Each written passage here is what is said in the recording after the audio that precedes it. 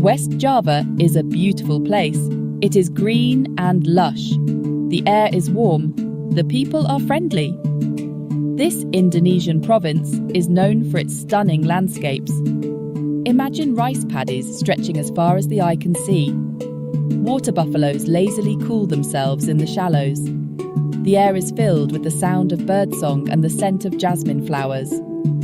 This is the world of Si Kabayan.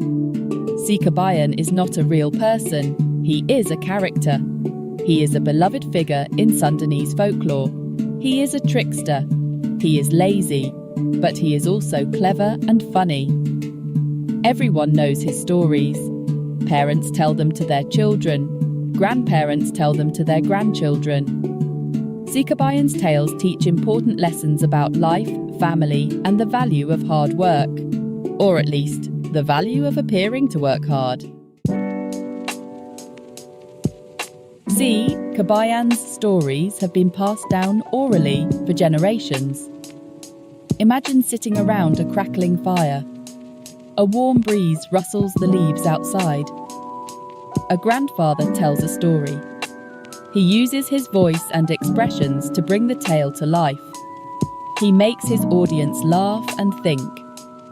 In the early 20th century, a Dutch researcher named Lena Maria Coster-Weissman recognized the importance of these stories.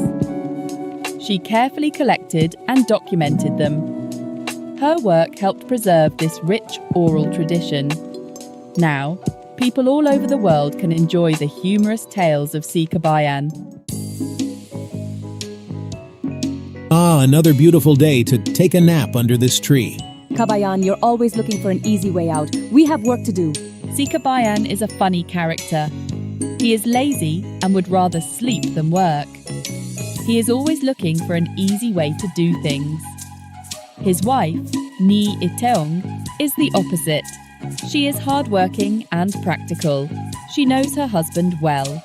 She loves him, but she also knows he needs a push sometimes. Kabayan, you never change. Always up to some mischief, aren't you? Si Kabayan also has in-laws, Abba and Ambu. They are respected elders in the village. Abba is a wise old man. He is often amused by Si Kabayan's antics. Kabayan, you're going to test my patience one of these days. Ambu is a kind and patient woman, but she can also be stern when Si Kabayan tries her patience. One day, Abba and Ambu asked Si Kabayan for a favor. They needed rice snails for a special dish.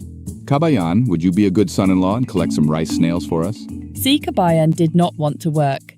He knew collecting rice snails was hard work, but he couldn't refuse his in-laws. Si Kabayan took a basket and went to the rice paddies. He walked slowly. He complained about the heat. He looked for any excuse to avoid work. He sat down under a shady tree. He closed his eyes. There must be an easier way to get these rice snails. Suddenly, Si Kabayan had an idea. A mischievous smile spread across his face. He picked up a small stone. He started to hit the ground with the stone. He made a rhythmic tapping sound. The sound echoed through the rice paddies. Kabayan, what are you doing? I'm calling the rice snails. I'm telling them to come out of the mud. The farmer laughed. That's ridiculous. Rice snails can't hear you. Oh, but they can. Just watch.